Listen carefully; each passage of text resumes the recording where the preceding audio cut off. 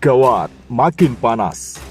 Apabila amandemen Undang-Undang Dasar 1945 dilakukan, bersiaplah, wahai Jokowi. Alumni 212 akan kepung gedung MPR. Tak hanya itu, Jokowi bisa dituntut karena kembali buat kerumunan. Kata jaksa, itu adalah sebuah kejahatan. Jika amandemen Undang-Undang Dasar 1945 dilakukan, persaudaraan alumni 212 ancam kepung MPR. Persaudaraan alumni PA 212 berencana mengepung gedung DPR MPR. Ketua PA 212, Slamet Ma'arif, menegaskan pihaknya menolak keras lantaran saat ini tidak ada urgensi amandemen Undang-Undang Dasar 1945 dilakukan. Kami akan melawan lewat jalur konstitusional sampai dengan langkah mengepung gedung DPR MPR apabila terus dilanjutkan, ungkap Slamet. Secara umum, Slamet mengatakan PA 212 menolak wacana amandemen Undang-Undang Dasar 1945. Kendati amandemen dilakukan, terbatas hanya dengan memasukkan poin-poin haluan negara PPHN, PA 212 juga tetap menolak. Ya, kami menolak. Apabila kalau amandemennya hanya untuk memperpanjang jabatan atau menjadi 3 periode, kami lebih menolak, tegasnya. Wacana amandemen Undang-Undang Dasar 1945 digulirkan Ketua MPR RI Bambang Susatyo alias Bamsud. Ia menyampaikan, amandemen perlu dilakukan guna menambah kewenangan MPR merumuskan pokok-pokok haluan negara atau PPHN. Setelah wacana bergulir, isu di publik semakin melebar. Desas-desus penambahan masa jabatan presiden menjadi sorotan publik. Penolakan akhirnya terus mengalir dari sejumlah pihak, terutama pakar hukum. Teranyar, Bambang Susatyo menanggap isu amandemen Undang-Undang Dasar 1945 telah dipelintir.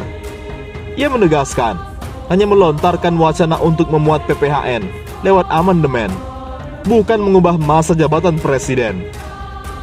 Diskursus amandemen terbatas untuk menghadirkan PPHN yang kemudian banyak dipelintir dan digoreng sebagai upaya perubahan priorisasi presiden menjadi 3 kali atau upaya perpanjangan masa jabatan presiden, serta isu-isu lain serta kecurigaan yang tidak masuk akal, beber Bamsud. Di lain sisi, Munarman tak tahu rimbanya. Ingat Pak Jokowi, ada yang lebih berkuasa dari Anda. Sekelompok masyarakat yang tergabung dalam sahabat pendukung Munarman mendesak Presiden Joko Widodo memerintahkan Polri memberikan kepastian hukum terhadap Munarman.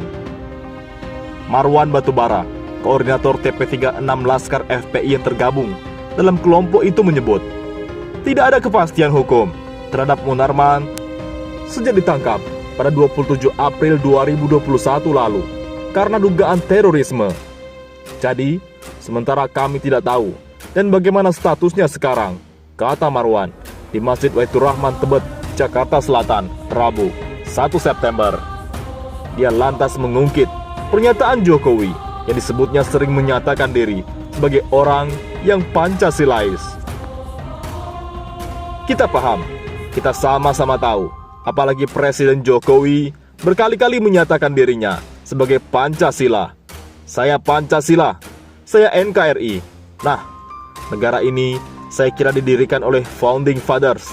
Itu, dan juga merupakan kesepakatan pendiri negara ini adalah negara hukum, ujarnya. Karena hal itu, dalam kasus Munarman, Marwan mengatakan tidak bisa melakukan penangkapan secara sembarangan. Jangan sembarangan tangkap. Kalau memang tadi saya sebutkan, Pak Jokowi bilang Pancasila. Lalu, dari Pancasila itu, ada kejelasan tentang ini, negara hukum. Tapi prakteknya justru sangat biadab begitu. Tidak beradab ya, memperlakukan saudara kami itu, Munarman, seolah-olah beliau itu bukan manusia, tegas Marwan. Kembali lagi, tadi sudah dituntut dalam pernyataan sikap kami bahwa beliau Munarman, kami minta untuk segera dibebaskan oleh pemerintah Dan saya kira Pak Jokowi memang bukan pemimpin yang hipokrit ya. Buktikanlah bahwa Pak Munarman itu saudara kami itu. Segera dijelaskan statusnya, sambungnya. Marwan pun sebut, penangkapan Munarman adalah kesewenang-wenangan dari sebuah kekuasaan. Kalau memang ini cuma rekayasa, kalau rekayasanya memang tidak jelas, tidak siap, tidak canggih, berarti ada masalah. Dan memang ini hanya rekayasa itu menurut keyakinan kami. Direkayasa untuk ditangkap mentang-mentang berkuasa, ujar Marwan. Jadi saya kira oke. Anda berkuasa, tapi ingat, ada yang lebih berkuasa, yaitu Allah Subhanahu wa Ta'ala. Ingat itu Pak Jokowi, yang lebih berkuasa itu ada, dan itu keyakinan kami. Silakan Anda tidak mau mengkoreksi melepaskan Pak Munarman. Kami berdoa, semoga Allah menanti menjatuhkan hukumannya atau keputusannya yang terakhir, sambung Marwan dengan suara lantang. Di lain sisi, Presiden Jokowi bisa dituntut karena membuat kerumunan lagi. Jaksa mengatakan itu adalah kejahatan. Pakar hukum tata negara Refli Harun menyoroti Presiden Joko Widodo yang membuat kerumunan ketika terjun membagi-bagikan sembako di wilayah Cirebon, Jawa Barat.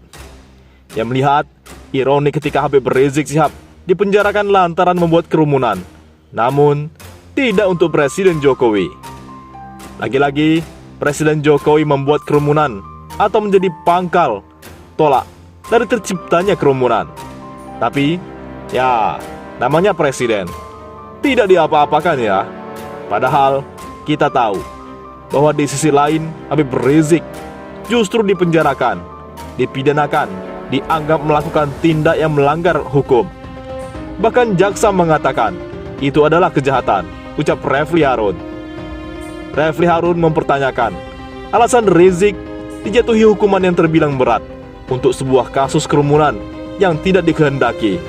Sebab, kata dia, Undang-Undang Kekarantinaan Kesehatan tak mengkategorikan tindakan Imam Besar Front Pembela Islam FPI itu sebagai sebuah kejahatan lantaran hanya pelanggaran protokol kesehatan. Walaupun undang-undang tidak mengkategorikan sebuah kejahatan, tetapi pelanggaran protokol kesehatan. Tetapi Habib Rizik diproses sampai kemudian dihukum untuk kasus kerumunan Petamburan. Dia sudah menjalani hukuman selama 8 bulan dan sudah tunai, ucap Refli Harun. Refli mengatakan sikap jaksa penuntut umum JPU yang terus mengejar agar Habib Rizik dijatuhi hukuman yang lebih berat dengan pasal-pasal lainnya, khususnya pasal 160 KUHP terkait penghasutan sangat disayangkan.